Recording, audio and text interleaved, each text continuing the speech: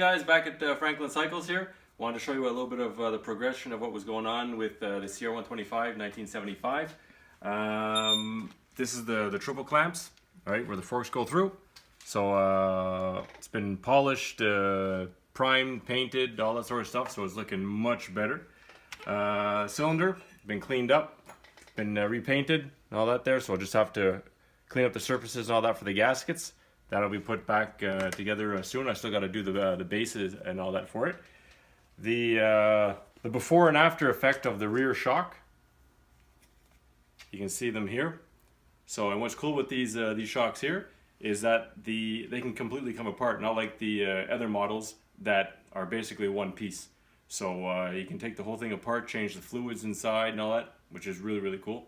So that's good. So later on we're going to be showing you a little bit of work on the rear fender. What we're going to be taking the tape and all the metal off.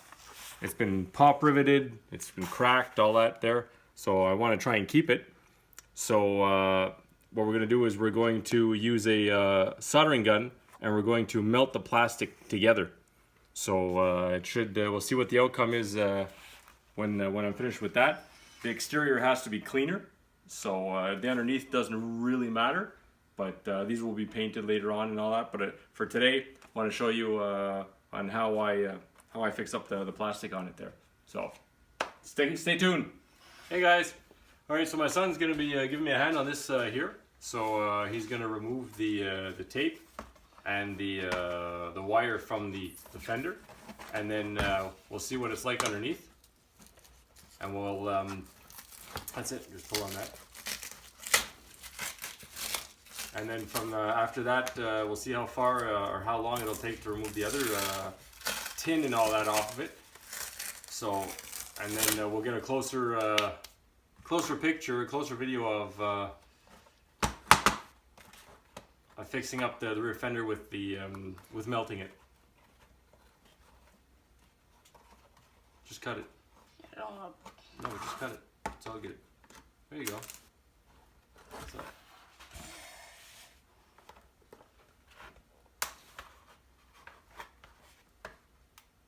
My son's showing his pipes there, all the strength there. He's doing a good job. So, because he's going to be riding this also at the Unidilla race too. Time to get his hands dirty. So just cut as much as you can.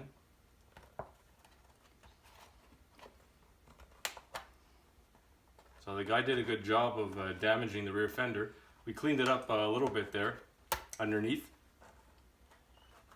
So this will be repainted and all that eventually.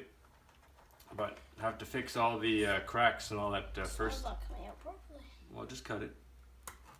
Cut as much as you can and just pull it through the hole. And the little holes that are still hanging around, I have some other gray plastic, some old Lego toys that I plan on melting and dripping the hot wax into the holes. So hopefully that'll work. Oh, there's another one over there. There you go. So just cut as much as you can there, dude.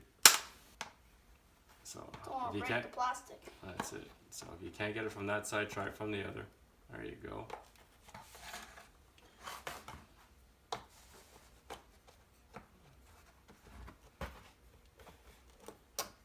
Awesome.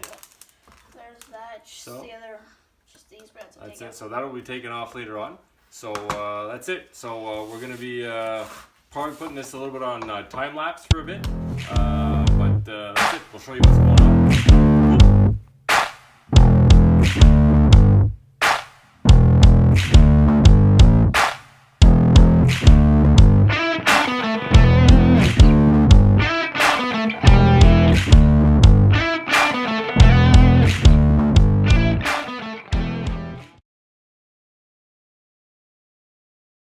Hey guys, so a little bit of time lapse and all that there to show you, because it would have taken a little bit too long.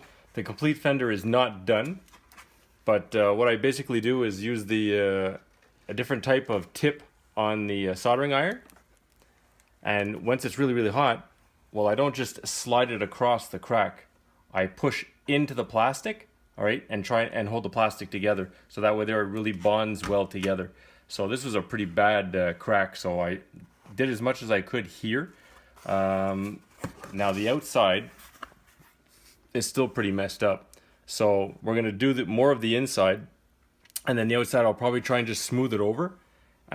This will definitely be removed. And then once this is smoothed over, we can sand it down, and then it'll be primered and possibly a little bit of putty, but I'm trying not to put any putty on it whatsoever. And then once it's primered and painted and all that, there you shouldn't see any crack whatsoever. And like I said, all the little holes, well, I'm going to use a little gray piece of Lego and fill in the holes, and it should be fine. So stay tuned, and once it's further along, you'll see the progress that we're doing. Thanks a lot, dudes. Hey guys, so we got the metal off of the fender. All right, had to grind it and had to be careful that I didn't damage the fender more, but it's all done. So the fender itself underneath, I smoothed it out a little bit more where all the cracks were. So there's still holes, like I said, that they'll have to be filled with other pieces of plastic. This is the exterior, what it looks like now. So still not finished with melting the plastic around here and a little bit up here. But the rest looks a heck of a lot better. All right. So it's a little bumpy, but it's cheaper than buying another fender like this. So saved it up. So I'm going to continue doing a little bit of melting. Here, I'll show you a little bit of what I'm doing. So Derek will show you what I'm doing here. So I just melt it slow along the top. I don't want to dig too deep into the top of it, because then it's much harder to sand and to finish it up.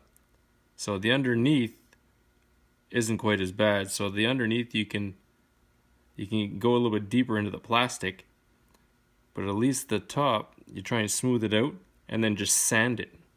So it's not going to be perfect, but at least where the plastic was like really bad, I was really surprised that it came back and was able to melt it and hold it into place. So it's doing pretty good. So because I looked online, and these fenders are pretty pricey. So you just got to go real slow. Like I said, if you leave it there for too long, well, then you just melt a hole right through the plastic itself, and that's not good. Let's see, a little over here.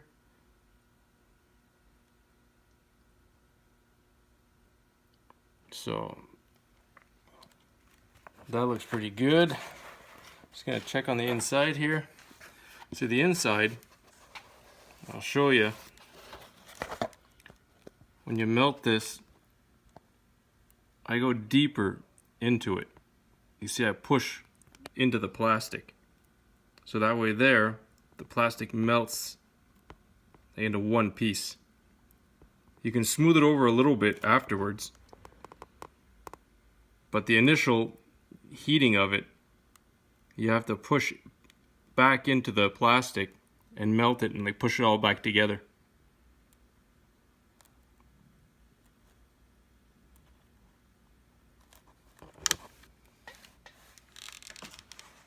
So that's how it's coming along. So I'm going to continue on doing this, and then as we're further along, we'll show you how the progress is going.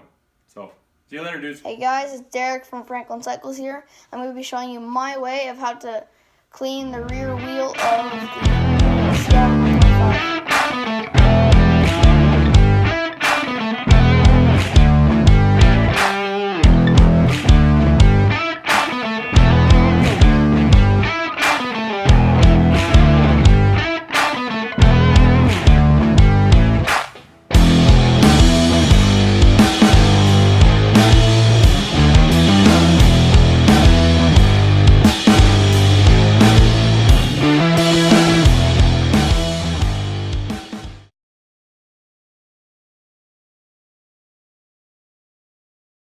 Hey guys, maybe using the washing basin, which has kerosene, that'll be easier to take off the oil and the oil residue on the hub and sprocket. Stay tuned.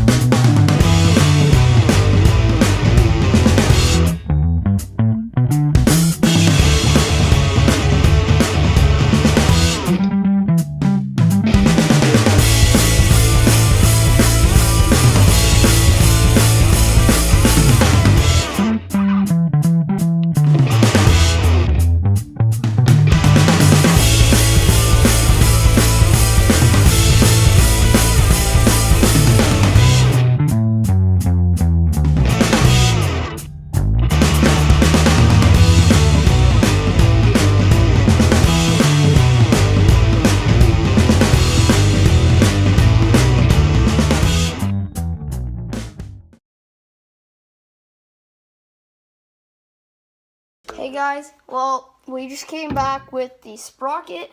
As you can see, it's all clean now, but as you saw in the time lapse, it was seized onto the hub. So we got it off, we cleaned it. Still gonna have some cleaning to do on it, but still, it's good. We got the brakes, I got the axle, we're gonna have to polish that, and I'll show you the rim. Oh yeah, the rim I cleaned, and the hub, as you can see, is all clean, but there's still got to be some to do on it. So, oops, sorry. Well, yeah. And see you guys next time. I hope you like and subscribe, and see you guys later.